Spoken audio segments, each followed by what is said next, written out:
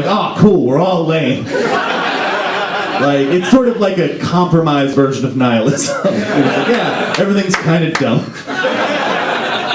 Some things are more sinister. Like, when I was a kid, like, I used to think, like, oh, if I get a girlfriend, that'll make me cool. Another human being validating me. That's what this guy needs. Like, because when you're raised on Weezer, that's all you have. Like, you're just like, oh, yeah, according to this glasses man needs a lady. So, that way I can, like, be nice to her and treat her like the object I've turned her into. And I remember I was in 7th grade, and there was this girl who I had a bunch of classes with, and I was desperately fat kid in love with this girl. And I just remember being so jealous because this girl was so cool, and she had a boyfriend, and her boyfriend was 20. Yeah. And I remember thinking to myself, man, I can't wait till I'm 20.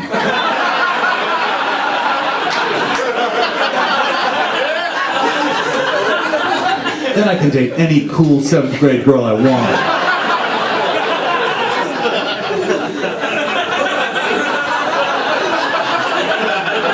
The world's just a buffet of cute girls when you're 20, and you're walking through a middle school, and you have a car because you're 20, and you're the assistant manager at the Blockbuster video I go to. I mean, long term, that guy's life fell apart in a lot of ways. But I remember then I turned 20, and I thought, oh my, that girl was being molested. I have a totally different view on that than I once did. That was highly inappropriate. Oh, no. Yucky.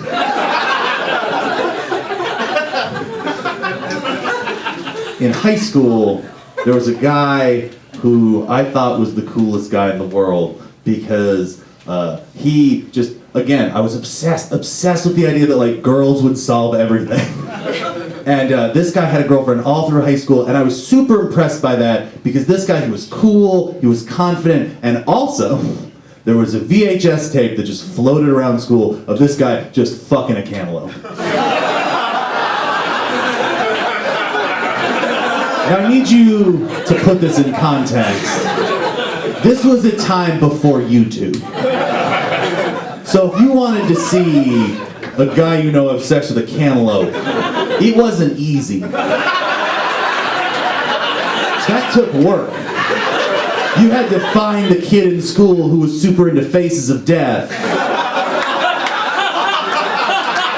And then be like, hey man, you got any gnarly VHS tapes? And he's like, of course I do. And then he slides you over a blank VHS tape and says, just watch that. And you take it home, and it's this guy just looking at the camera, breaking the fourth wall. Just balls deep in the rindiest mode. Like, it's not even the smooth alabaster skin of a honeydew. We're talking the rough trade action of a cantaloupe. Just looking at the camera and laughing. Like a laugh that will never leave my soul.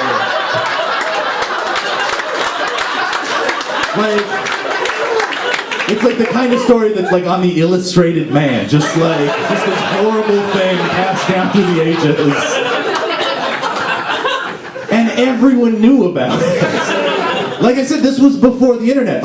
This tape had been in a lot of VCRs. And my favorite thing is that guy still had a girlfriend. That's a level of confidence no one in this room has. That no one in this room will ever have. Like, that's the kind of person who can walk up to a teenage girl like, look, I know, there is a video of me having sex with a camera. But we should still do this. And the person was like, well, he's made a compelling argument. What's a girl to do? Now, my favorite thing about this joke is I've been telling it for a while. And first of all, that I get to stay the alabaster skin of a honeydew. But the second best part is that sometimes you tell a joke and you have to then go make sure that person isn't dead. And you go to Facebook and you find out not only are they not dead, but they are a father. Oh, it's like having dessert before dinner. It's the sweetness of it. Because what I love is that girl, like his daughter, because it's a daughter, I fucking looked. And I'm like, oh, this is too good. I have to know everything about this, because I'm a monster. And my favorite is that his daughter one day gets to have the craziest high school party of all time.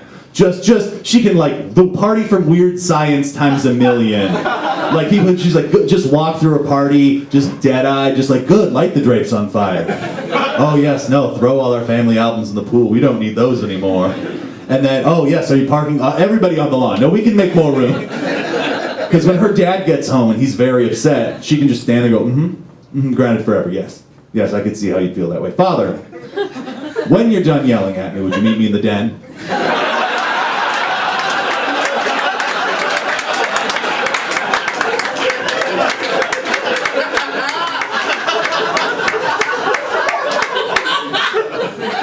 And he's perplexed.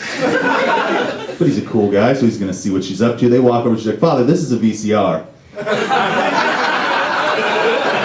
I feel like you haven't seen one of these in a long time. But I have a videotape. Perhaps you'd like to watch it with me. She pushes it in. And there's Dad, 15 years old.